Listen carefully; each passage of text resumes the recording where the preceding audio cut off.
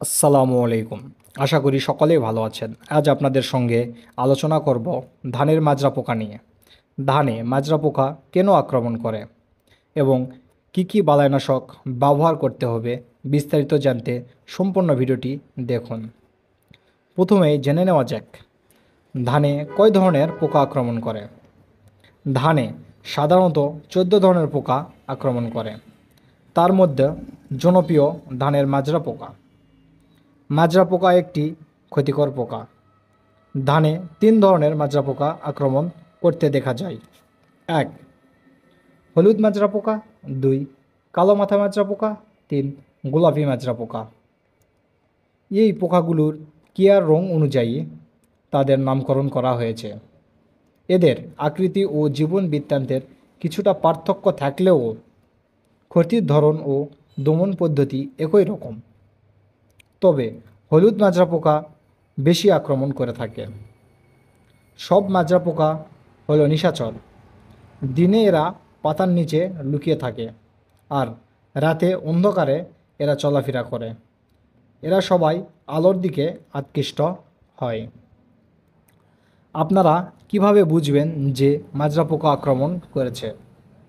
তাহলে জেনে নেওয়া যাক মাজরা পোকার ক্ষতির ধরন।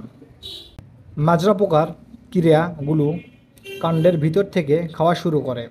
ধীরে ধীরে গাছের ডিগ পাতার গোড়া কেটে ফেলে, অর্থাৎ ভিতর থেকে মাছ পাতা ও শীষের গোড়া কেটে দেয়। এর ফলে মরা শীষ বা মরা ডিগ বের হয়। মাজরা পোকা দমন করতে হলে প্রথম অবস্থায় বীজতলাতেই যদি দানাদার কীটনাশক ব্যবহার করতে পারি তাহলে মূল জমিতে লার্ভা যাবে না, অর্থাৎ বীজতলা থেকে লার্ভা মূল জমিতে আসে। বীজতলাতে দানা বিষ হিসাবে কার্বোফুরান ব্যবহার করলে মূল জমিতে মাজরা পোকা আসতে পারে না। এছাড়াও মাজরা দমনের জন্য কী কীটনাশক রয়েছে দেখে নিই। ইনসিপিউ, বেল্ট এক্সপার্ট, কার্টাপ, বাতির, জেনিকার্ভ, এমগোল্ড, ওয়ান স্টপ, ভায়াগা, সান্টা প্লাস। এর যে কোনো একটি কীটনাশক আপনারা ব্যবহার করতে পারবেন মাজরা পোকার জন্য। অনেক উপায়ে মাজরা পোকা দমন করা যায়।